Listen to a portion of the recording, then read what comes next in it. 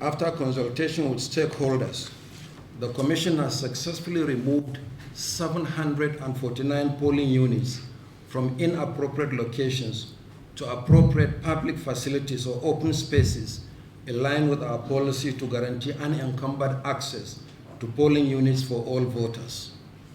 Of this figure, 232 were removed from private properties, 145 royal palaces, 6 mosques, 21 churches, and 9 shrines. The remaining 336 polling units were relocated for various reasons, which include distance, difficult terrain, congestion, communal conflict, new settlements, and general insecurity. However, in view of the advanced preparations already made by the Commission, 4 pending by-elections in Kaduna, Jigawa, and Plateau states will be the last to be conducted using a combination of polling units and voting points. 2 of these elections in Sabongari State Constituency, Kaduna State, and Gwaram Federal Constituency in Jigawa State are holding this weekend, while the Commission awaits the formal declaration of vacancies by the Honorable Speaker of the House of Representatives in respect of the Lere Federal Constituency of Kaduna State and the Jos North Bassa Federal Constituency of Plateau State. For subsequent elections, beginning from the Anambra State Governorship election holding on 6 November 2021, there will be no voting points anymore in Nigeria, only polling units.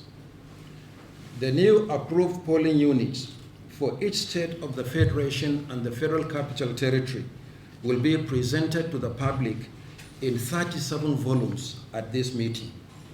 Meanwhile, the entire report has already been uploaded on the INEC website.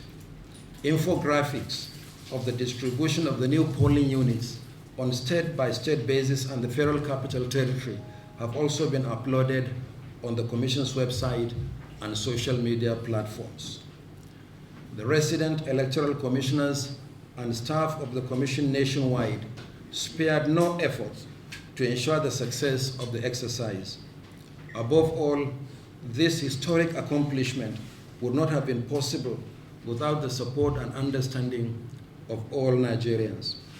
On behalf of the Independent National Electoral Commission, I would like to express our profound appreciation to the leadership of political parties, civil society organizations, the media, security agencies, religious leaders, socio-cultural associations, the labor unions, professional bodies, persons with disabilities, women and youth groups, students' unions, the Federal Executive Council, the state governors under the auspices of the National Economic Council and the National Assembly.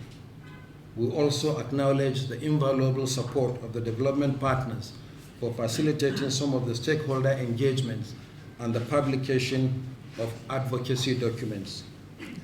Looking to the near future, the Commission is preparing to conduct the remaining off-season end-of-tenure elections ahead of the 2023 general election. Already, activities listed in the timetable for the Anambra State Governorship election are being implemented. So too are those of the FCT Area Council election holding on 12th February 2022. In the sequence of off-season elections, the Ekiti and Osun State Governorship elections are holding next year.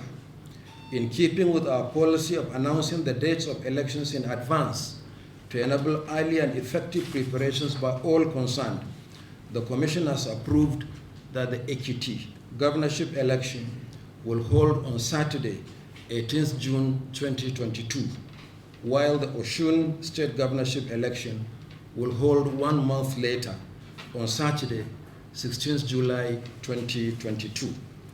The detailed timetable and schedule of activities for the 2 elections have since been uploaded on the Commission's website and social media platforms.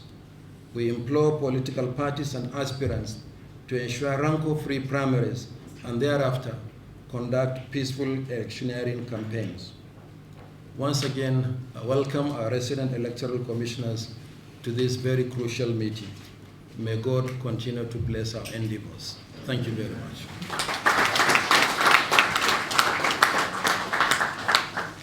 Thank you, Honorable Chairman. The next item on the agenda